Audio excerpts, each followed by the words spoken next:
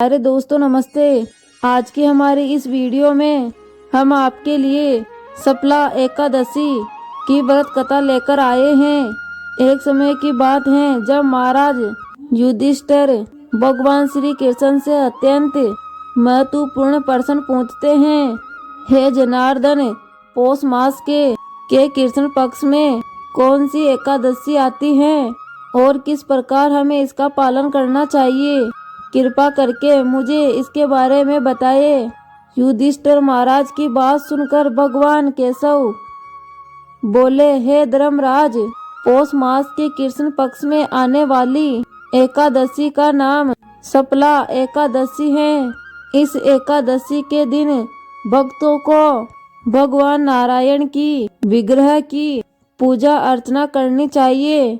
मैं आपको सफला एकादशी की पौराणिक कथा सुनाता हूँ। आप ध्यान पूर्वक सुनिए। एक समय चंपापति नाम की सुंदर नगरी थी, जहाँ मायस्मत नाम के एक अत्यंत पराक्रमी और धर्मनिष्ठ राजा राज करता था। उनके 4 पुत्र थे। राजा का सबसे ज्येष्ठ पुत्र लुम्पक सदैव पाप कर्मों में व्यस्त रहता था। स्त्री दुराचार, जुआ खेलना, ब्राह्मण और शास्त्रों का अपमान करना, वैश्यों की निंदा करना उसके लिए ये सामान्य कार्य थे। उसके इन पाप कर्मों का असर राज्य पर पड़ने लगा। एक दिन राजा मायस्मत ने अपने राज्य से निष्कासित कर दिया गया। लुम्पक राज्य के बाहर एक जंगल में रहने लगा, लेकिन अभी भी उसकी पापैहिक और दुराचार करने में कोई कमी नहीं आई। वो दिन में जंगल के प्राणियों का शिकार करता और उनके मांस का भक्षण करता था, और रात्रि के समय नगर में जाकर लूटपाट करता था। अनेक बार लोगों ने उसे चोरी और लूटपाट करते पकड़ा भी, लेकिन लुम्पक के पाप कर्मों का अंत अभी नहीं हुआ था। वो जंगल में एक अति प्राचीन विशाल भगवान श्री हरि के प्रिय पीपल के पेड़ के नीचे रहता था। इस प्रकार काफी समय बीत गया। आखिरकार उसके जीवन के परिवर्तन का समय आ ही गया। एक दिन संयोग बस पौष मास की ठंड के कारण वो सारी रात सो नहीं पाया। शीत लहरों से बचने के लिए उसके पास पर्याप्त वस्त्र नहीं थे। पौष कृष्ण पक्ष की दशमी के दिन वो सारी रात जागता रहा। ठंड की वजह से उसका शरीर शीतल हो गया और वह मूर्छित हो गया। अगले दिन एकादशी के मध्याह्न में सूर्य की गर्मी पाकर उसकी मूर्छा दूर हुई। गिरता पड़ता वो भोजन की तलाश में निकला।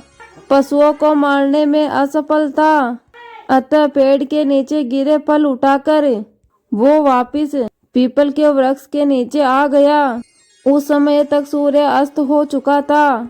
इस असहाय स्थिति में अपने पूरे जन्म के कर्मों के कारण उसने भगवान नारायण को याद किया और कहने लगा, हे प्रभु, मेरी क्या स्थिति हो गई है। अब ये फल आपको ही अर्पण है। इन फलों से आप तृप्त हो जाइए। उस रात्रि भी ठंड के कारण वो सारी रात जागता रहा और भगवान का स्मरण करता रहा। इस प्रकार अनजाने में उसका एकादशी का व्रत का पालन हो गया। अनजाने में की गई इस तपस्या से भगवान प्रसन्न हो गए। अगले दिन सूर्य उदय होते ही एक सफेद अश्वी घोड़ा उसके पास आकर खड़ा हो गया। उसी क्षण एक आकाशवाणी हुई, हे वंश, ये घोड़ा तुम्हारे लिए आया है। भगवान नारायण की असीम कृपा और सफला एकादशी का नियम पूर्वक पालन करने से तुम्हारे सभी पाप नष्ट हो गए हैं। अब तुम इस घोड़े पर सवार होकर अपने पिता के पास अपने नगर में वापस लौट जाओ। तुम्हारा राज्य तुम्हें वापस मिल जाएगा। ऐसी आकाशवाणी सुनकर वे गदगद हो गया। सफला एकादशी से अर्जित पुण्य फल के कारण उसका शरीर पुनः पहले की तरह हो गया। उसी क्षण वो अपने राज्य को वापस आया और अपने पिता से क्षमा याचना करने लगा और उन्हें अपना सारा वृत्तांत कह सुनाया। जब उसके पिता ने उन्हें समस्त गुण देखा तो वे अत्यंत प्रसन्न हो गए और लुम्पक को राज्य का कारोबार सौंप दिया और वो वन की तपस्या को चल पड़े। इस प्रकार लुम्पक ने अपने राजकुमार होने का सभी दायित्वों का पालन किया। अपने पिता के पद चिन्हों का अनुसरण करते हुए वो अपने देह को त्यागने के बाद वैकुंठ लोक को प्राप्त हुआ।